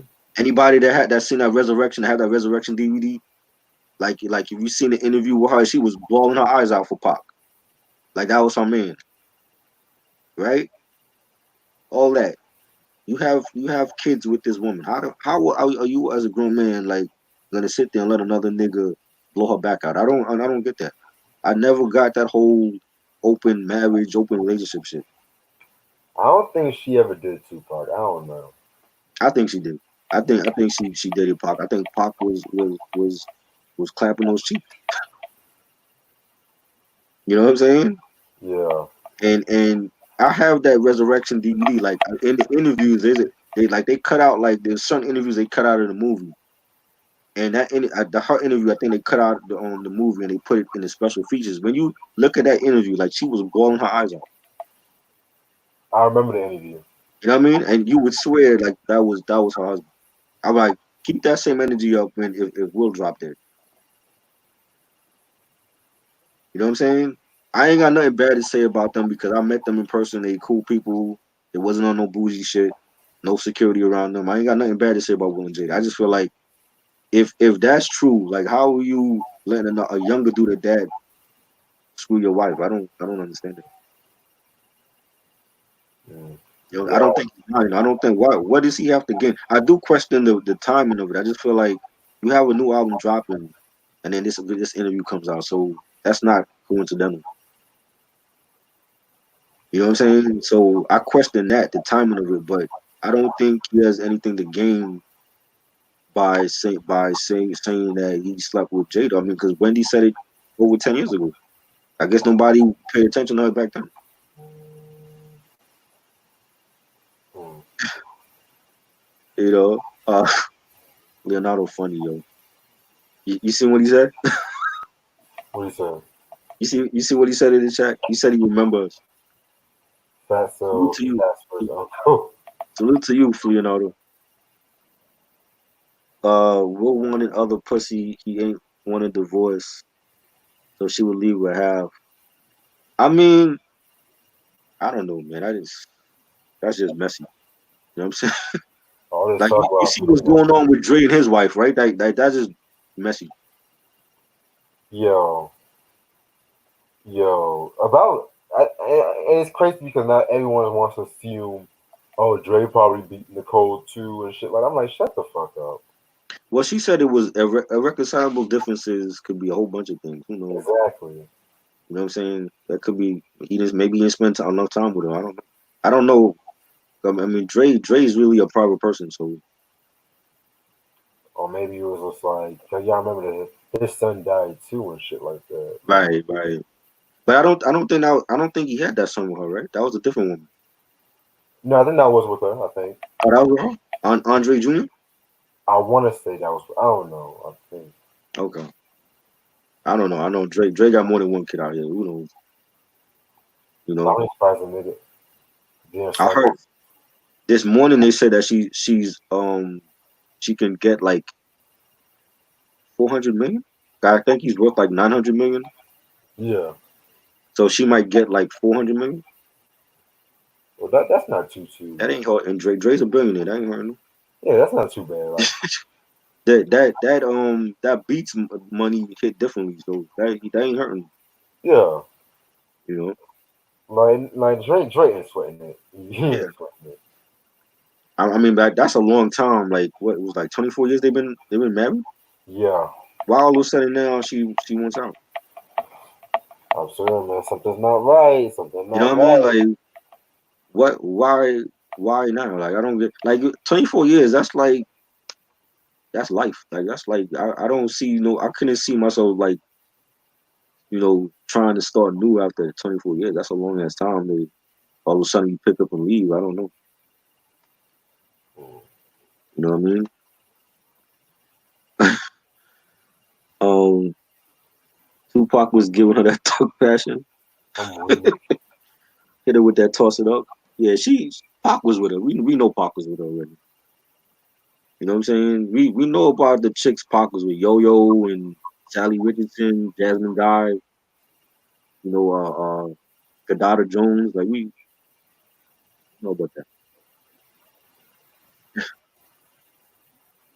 Jada ain't gotta say. We already know. Like just looking at that interview, you can tell. Like, yeah, he was with Pac.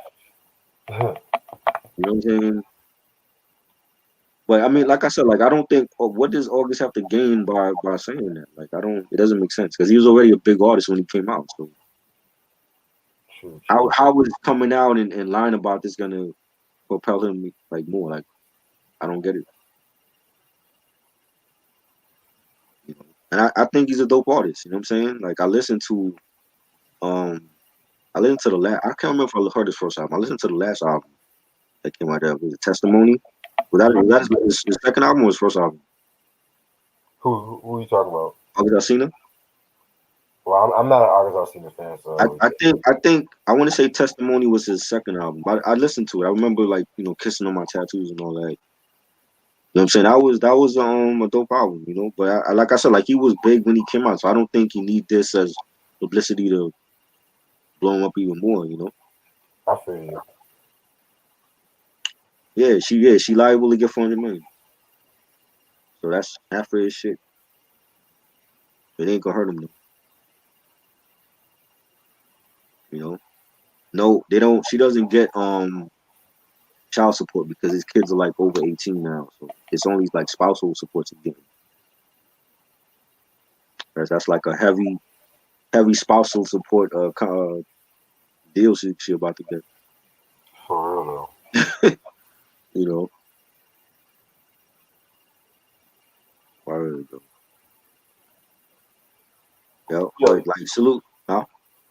I was going to say, you know what's kind of pissing me off in this hip hop game now? Uh, How everyone's like pissing off Kendrick and J. Cole for praising Lil Baby and shit. little baby for what? For making conscious music. Oh, does he? I don't listen to these guys. I don't know. Yeah, I don't listen to Lil Baby that much either, but I'm just like Kendrick and Cole been rapping about this shit for years now. Right. But Now, it I don't I think the people want to hear more from Kendrick and J. Cole. I don't think it's up to them though. I think that's too much of a burden to put on Kendrick and J. Cole to, shift their music and start, talking about righteous, like not I don't say righteous music, but more social and political. I mean, they've been doing it, Kendrick been doing it, and J. Cole been doing it. But I mean, if they go astray, and let's say Kendrick wants to do like a swimming pool to another swimming pools joint, is he gonna get a backlash for that? Because he's not discussing what's going on in society now. You know what I'm saying? If J. Cole wants to stray away and do another workout song, is he gonna get backlash for that? I don't think it's up to them. I think that being that they're at the forefront, like yeah, it's great that they're discussing what's going on in the world now. But I think that's too much of a burden to just put on them and be like, oh well, you gotta be Chuck D and you gotta be Professor X. You know what I'm saying? Because that's not them. yeah, You know, I'm talking about J. Cole and Kendrick um shifting their music towards social and political views. That's what I mean. I don't. I think it's too much of a burden for them to do. It has to be a conscious effort from everybody, including the artists that 14-year-olds are listening to now, like the Baby and Travis Scott and YNDA, whatever the fuck his name is. You know what I mean? So, but they're not gonna do that because those are mumble rappers, those are trap artists. So they're not gonna do that. You know what I'm saying? But hmm this is why I feel like this generation have to go tap into their history and go back to Poor Righteous Teachers, go back to X Clan, go back to Public Enemy, Brand Nubian, Dead Prez even. Like they have to know who these artists are because these artists that's out now are not going to do that for them. If you're looking for political hip hop and consciousness, the Baby ain't it. Migos ain't doing that. You know what I'm saying? So this generation, they don't respect their history. You know what they say, like yo, that's what's that saying? If you don't know your past, you ain't gonna know your future. yeah, I know You that have to saying. go back to your history and know who these artists are. You know what I'm saying? And I feel like this is the problem. This is a disconnect with the young generation and the old school generation because the young generation feel like, oh well, these niggas from the 80s and 90s are old. These are old niggas. You know what I'm saying? hmm But these are the old niggas were the ones that was putting out that real hip hop that you love now, that you call hip hop. If it wasn't for the old niggas, there would be no the Baby and Migos.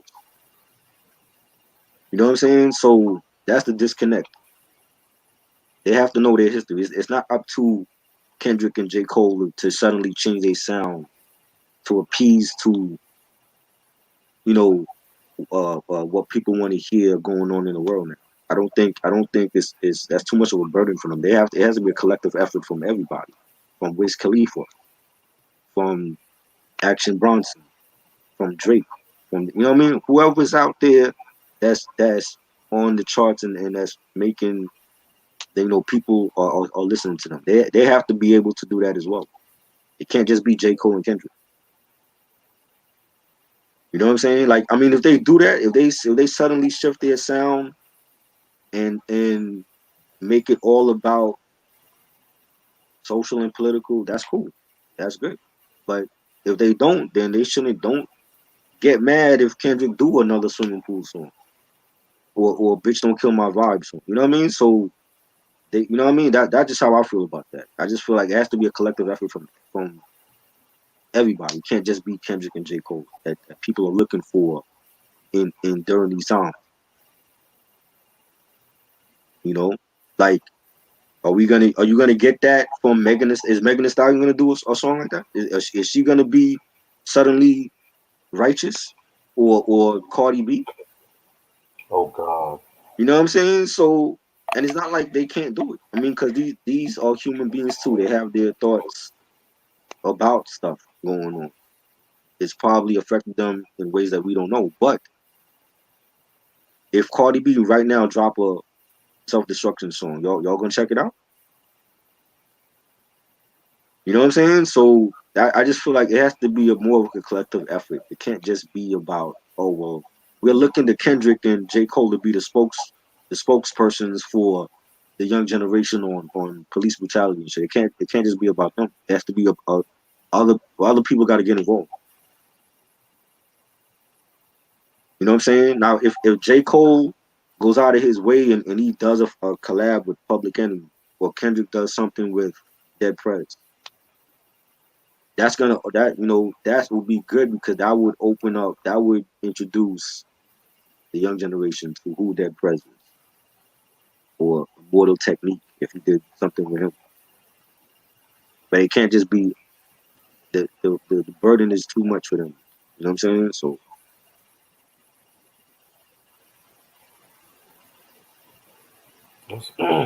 you know what I mean? Like I don't know. Like I just feel like it has to be.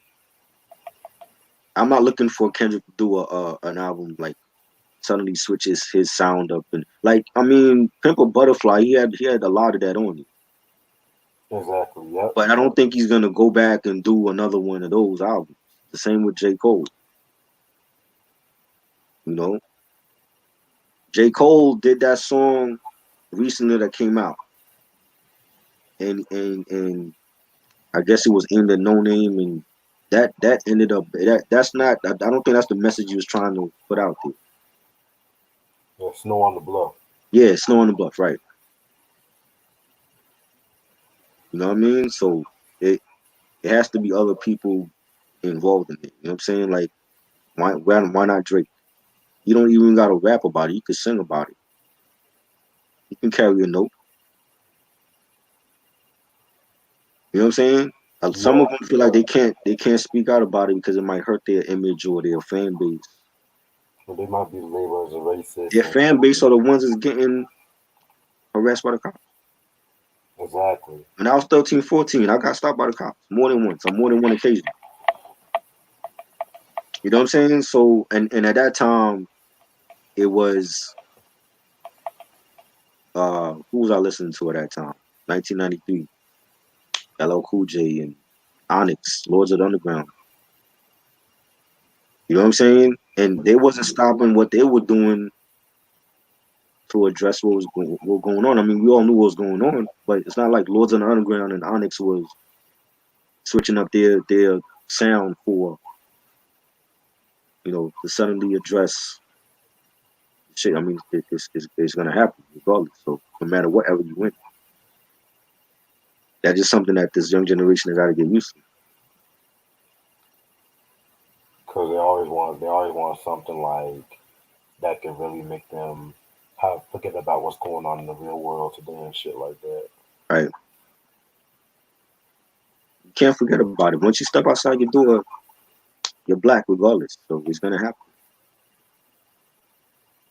How we handle it and how we deal with it is a different story, but it's gonna happen at some point. That is true. Unfortunately, you know what I mean.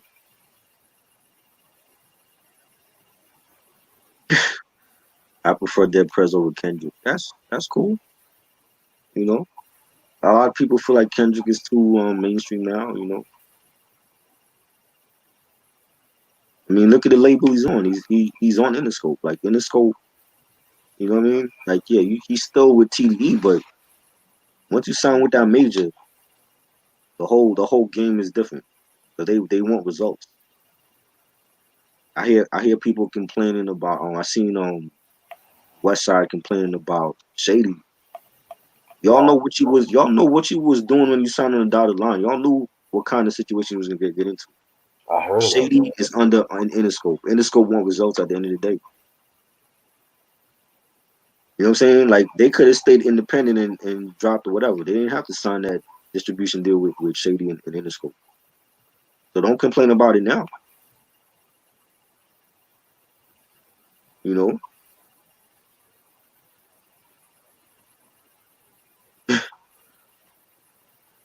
Shit. But what crazy. exactly did the West Side Gun say about Shady? What he's saying? Well, I didn't watch the BT Awards. I wasn't watching it. I haven't watched it. I'm gonna say like a good 3 years. Last year I didn't watch it. I watched the Mary J. Blige tribute because to me that was like the best part of the show last year. I didn't watch it this year just based on the nominations I've seen, and so it's a whole like a whole viral thing or whatever. But they didn't win in the group category, and they put them with Migos and all these other trap artists or whatever. I knew they wasn't gonna win, but he felt like he said something about I wonder if Shady know that we're nominated at the BT was something like that. You know what I'm saying? And then people ran with it, and I'm just like, why did they sign with them anyway though? Like they were doing great independently without a major. So what exactly is Shady doing for them? Like, cause Eminem hasn't been on none of this shit except for like that remix from on the what would Sheen do album, but he hasn't done shit with them.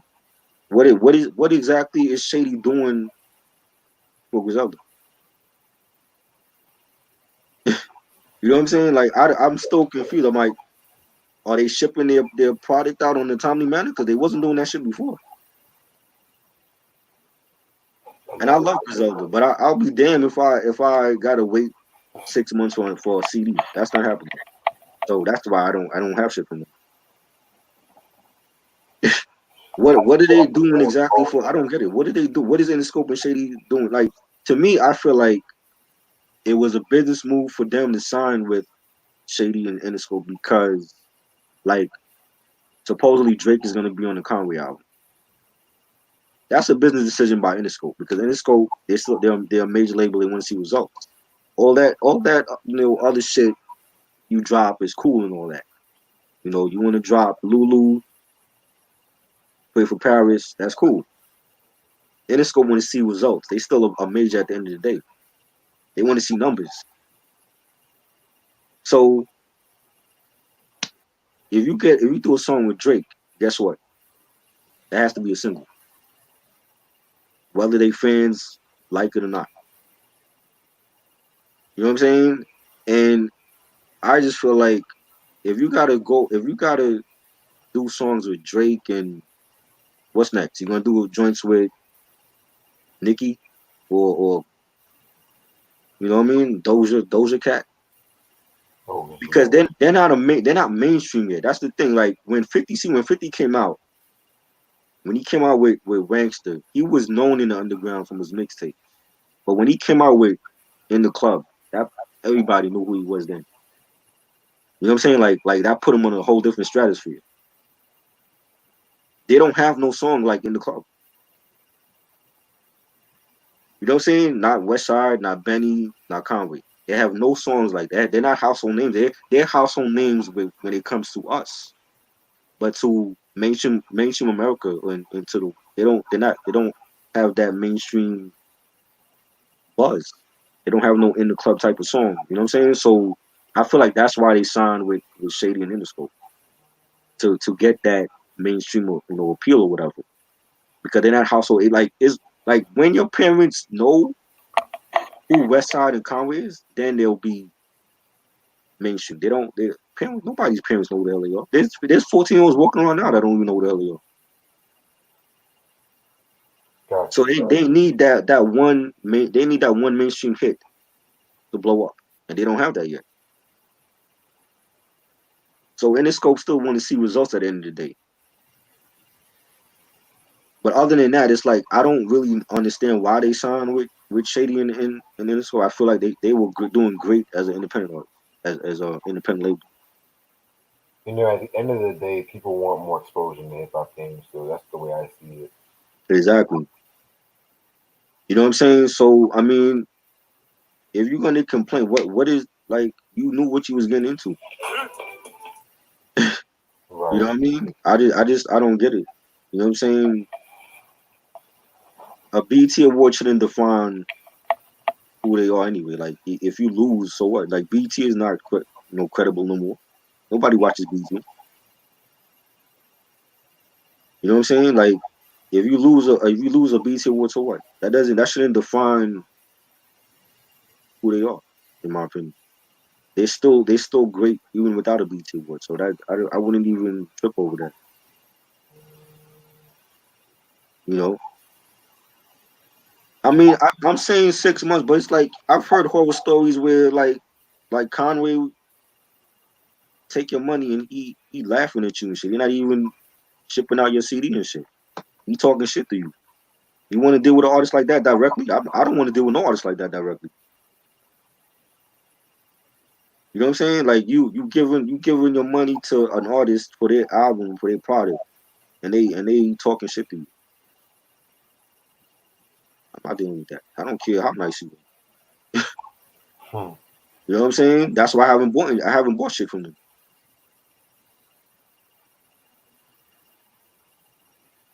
You know, I mean if they signed the deal with Shady for that, I can understand that. Like maybe they could get their shit pushed out in a timely manner now. But other than that, I don't see why they signed with them. Because what is Shady doing for them?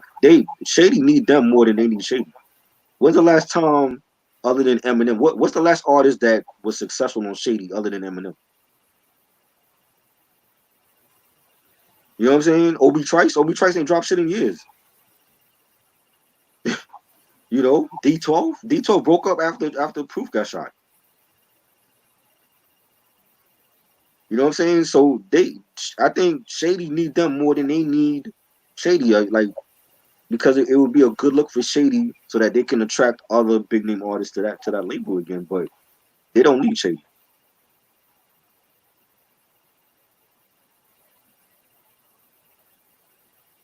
Plus, I haven't never paid that much for an album. Yo, I've heard horror stories. Like even with Muggs, like when Muggs ship out his albums and it take like months. I love Muggs, but I'm not dealing with artists directly. Man. Like I'll get my shit through Amazon and fucking Discogs and shit. Hmm. You You ain't know lying about that that shit. that whole even when Lost Tapes 2 came out, I remember going to the website and Nas's website and it took like I want to say it took like 8 weeks they said to ship. Well, Lost Tapes 2 and it wasn't even great. Fuck out of here. You bugging Nas. You know? I can't do that whole artist direction, man. Fuck all that. You know? But I mean, that's basically what it was, and he felt some type of way. But I wouldn't trip over no BT award. That don't mean shit to anything. That don't mean nothing. Exactly. Grammy award, even with a Grammy, like people don't trip over losing a Grammy. Nas never got one. Buster never got one. Snoop Dogg never got one. It's not a big thing. We know they make great music, so I don't think they should let an award define their work or whatever.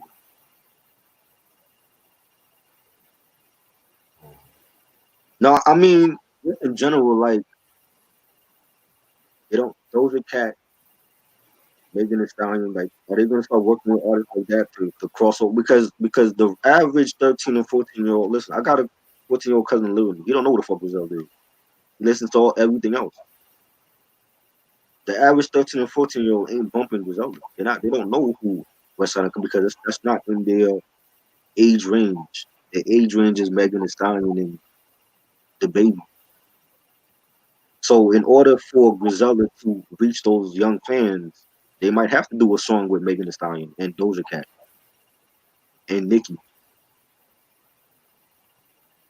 You know what I'm saying? So that's just all I'm saying is like if you sign with a major like Interscope, just know Interscope won't result at the end of the day. Otherwise, they're not going to be here too long on Interscope. You know,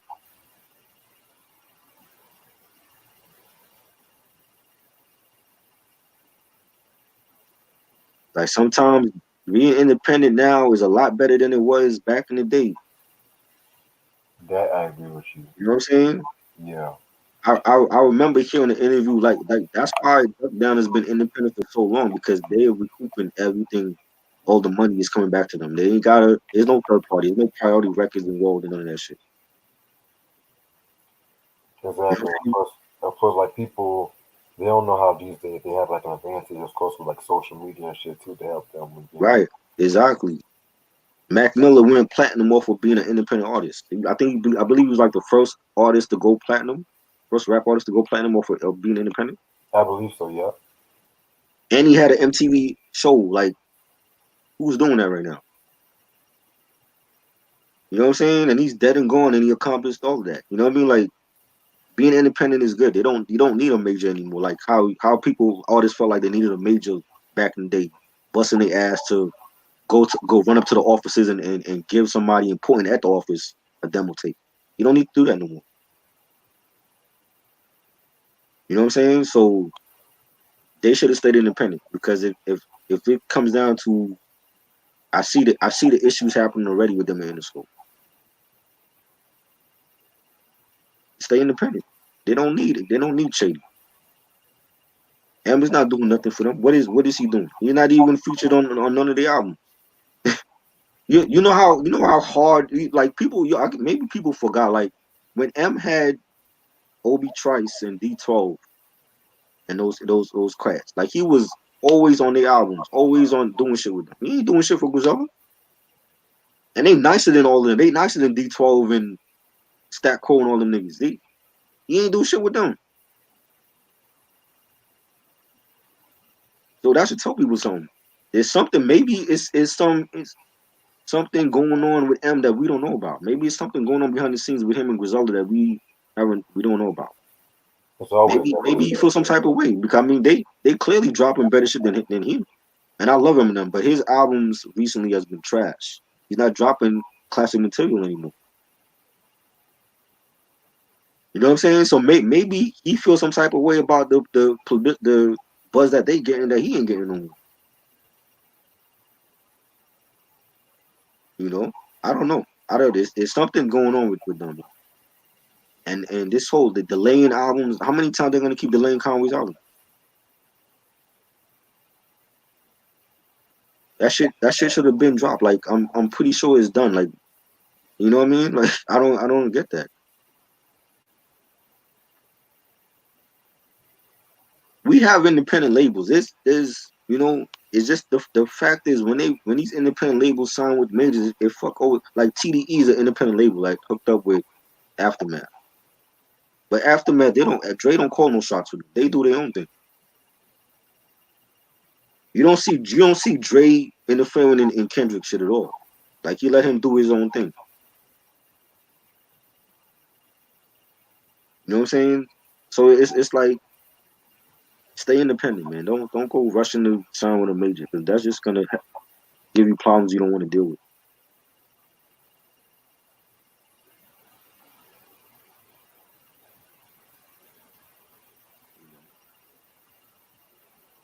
Yeah, Discogs and eBay, man. Fuck with that. That artist direction. I ain't fucking with that shit. I heard too many horror stories about that. hmm, yeah, You know what I mean? Too many, way too many. yeah, man. I definitely like nigga missing. Be careful on the internet these days, man. They don't know what's happening. Exactly. You know. When you coming back, Reg? We all want to know when is the Messiah returning? Probably like mid July, mid to late July. Or you got. I know you got stuff lined up for me and Ashley to do. Oh yeah, most definitely. Like I just dropped a beef episode. Oh Like yes, that was dope. I was there for that. appreciate it. Um, And like, after this next one I'm planning, y'all can pick y'all next episode and shit like that. Right. And I got some surprises coming up soon. Oh shit. Yeah. I'm about to go to the beach, All Saturday, right. so just to relax for a little bit. Be careful out there. Stay safe. Oh, you already know.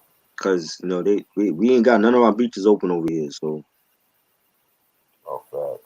it's crazy. Weather's nice and everything. You can't even go to the beach. Exactly. Yeah, man. But listen, bro, I'm about to actually run some errands right now, but it was dope doing this shit with you. No doubt. Yo, we doing Rick Ross discography. I want to do that next week. Like, okay, just let me know. I'm down. So definitely I've been delaying it for too long. We'll definitely do that next week. And I got some other shit I want to do as well. So thanks everybody that came through. Ashley and Eric, Sam, Leonardo DiCaprio. Salute to you. Subscribe to the channel, and we'll see you all next week. All right, peace. Peace.